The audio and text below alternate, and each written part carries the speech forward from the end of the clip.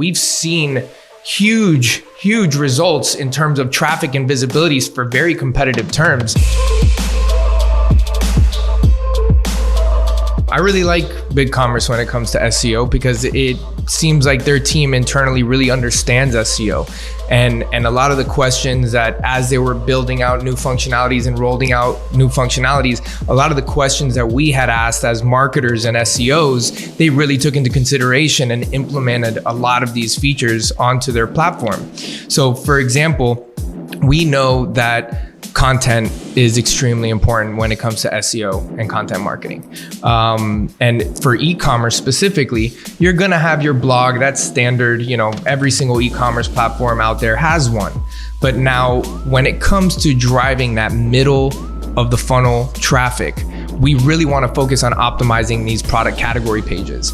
Now, traditionally, a lot of these e-commerce stores give you one option to put a category description. Now that category description by default is gonna live above your product listings, which again, if you insert too much copy, too much text, it's gonna push your product listings really far down below the fold, which we know that makes for a poor user experience. What BigCommerce has actually done in some of their more recent builds is they've actually built what's called containers.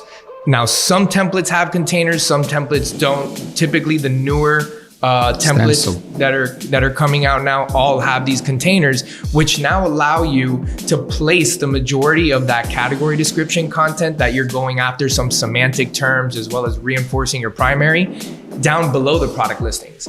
And with this strategy, I mean, we've seen huge results in terms of traffic and visibilities for very competitive terms.